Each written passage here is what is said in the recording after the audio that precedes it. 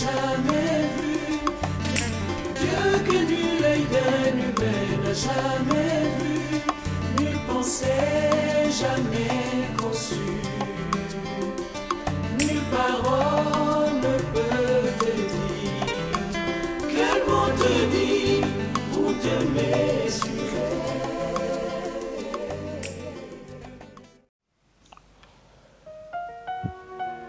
Au nom du Père et du Fils et du Saint-Esprit. Amen. Gloire à toi, Seigneur, gloire à toi. Maintenant, dit le Seigneur, revenez à moi de tout votre cœur, car je suis tendre et miséricordieux. Gloire à toi, Seigneur, gloire à toi. Le Seigneur soit avec vous. Évangile de Jésus-Christ selon Saint Jean. En ce temps-là, Jésus s'en alla au mont des Oliviers. Dès l'aurore, il retourna au temple. Comme tout le peuple venait à lui, il s'assit et se mit à enseigner.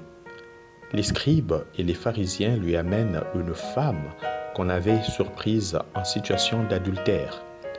Ils la mettent au milieu et disent à Jésus: « Maître, cette femme a été surprise en flagrant délit d'adultère. Or, dans la loi, Moïse nous a ordonné de lapider ces femmes-là.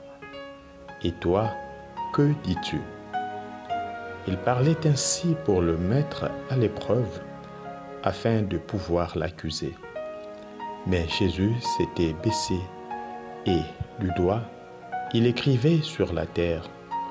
Comme on persistait à l'interroger, il se redressa et leur dit: « Celui d'entre vous qui est sans péché, qu'il soit le premier à lui jeter une pierre. » Il se baissa de nouveau, et il écrivait sur la terre. Eux, après avoir entendu cela, s'en allaient un après un, en commençant par les plus âgés. Jésus resta seul avec la femme, toujours là au milieu. Il se redressa et lui demanda: « Femme, où sont-ils donc? Personne ne t'a condamné ?» Elle répondit: « Personne, Seigneur. » Et Jésus lui dit: « Moi non plus, je ne te condamne pas. Va et désormais ne pêche plus. » Acclamons la parole de Dieu.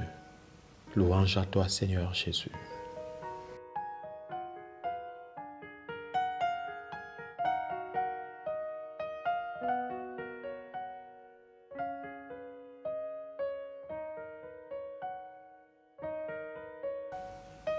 Sœurs et frères dans le Seigneur, Shalom.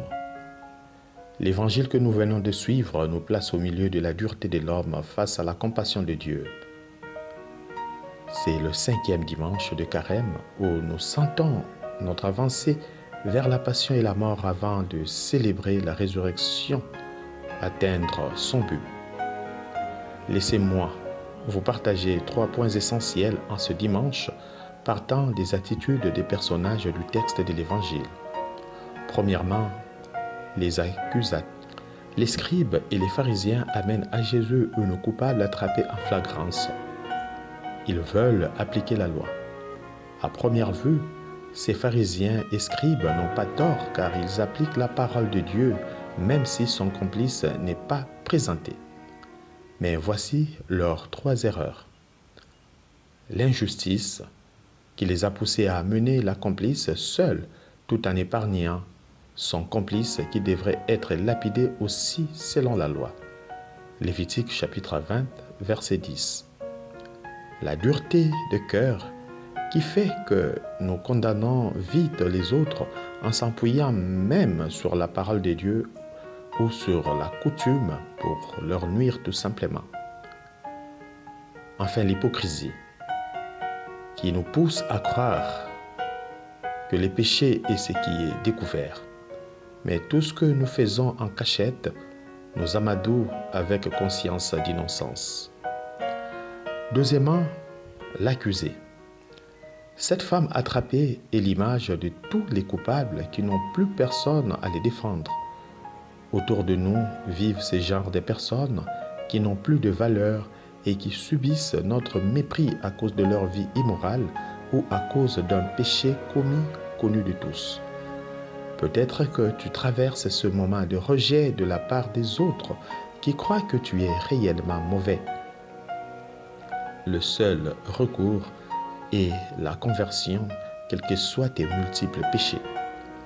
Ne sois pas prisonnier de ton sombre passé, mais relève-toi.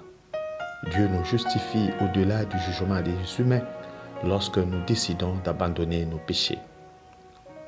Troisièmement, le juge avocat. Jésus est pris pour juge qui doit ratifier une condamnation déjà décidée. C'est notre spécialité. Associer Dieu ou nos proches à notre méchanceté pour nuire à la vie des autres, comme nous venons de le noter si haut. Cependant, Dieu est tout à fait différent de nous. Le juge, Jésus, a préféré jouer le rôle d'avocat. Il remet chacun de nous dans sa conscience où nous ne pouvons tromper ni Dieu ni soi-même. Jésus nous rappelle que celui d'entre vous qui est sans péché, qu'il soit le premier à lui jeter une pierre. En le disant, Jésus ne soutient pas nos péchés ou encore ne nous demande pas de laisser chacun dans son péché. Il veut plutôt que nous soyons capables d'une vraie conversion pour libérer ceux qui sont encore dans le péché sans vouloir les condamner. Méditons davantage sur la conclusion de Jésus dans l'évangile d'aujourd'hui. Moi non plus, je ne te condamne pas. Va et désormais ne pêche plus. Le carême arrive bientôt à son terme, sœurs et frères. Soyons capables d'abandonner pour de bon les péchés rejetés. C'est le moment de notre libération, comme nous l'annonce Isaïe dans la première lecture. Ne songez plus aux choses d'autrefois. Voici que je fais une chose nouvelle. Acceptons de tout perdre pour devenir semblable au Christ lui-même, comme Paul l'a expérimenté et l'a témoigné aujourd'hui. Que Dieu nous couvre de sa miséricorde infinie. Prions le Seigneur.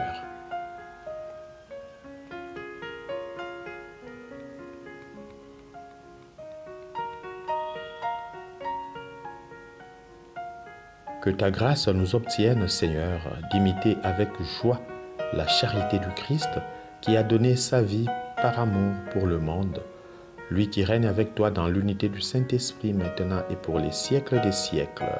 Amen. Que le Seigneur nous bénisse, qu'il nous garde de tout mal et nous conduise à la vie éternelle. Amen. Bénissons le Seigneur, nous rendons grâce à Dieu. Bonne journée dominicale de la part du Père Jean-Marie Condé depuis Bangui.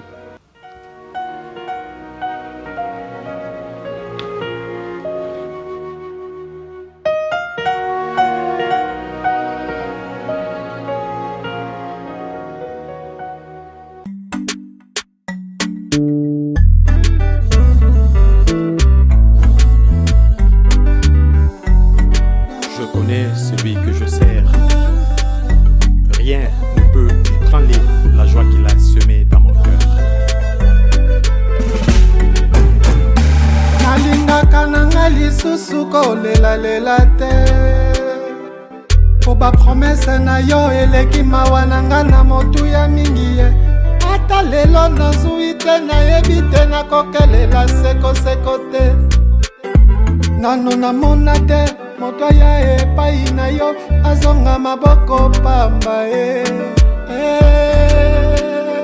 na ntango kotelemisa ngai mpe kopesanga makasi nzambe olongolanga posa ya komitungisa mpo ya makambo maseye uta nayeba yo posa ya motema na ngai etonda na bolingo na yo nzambe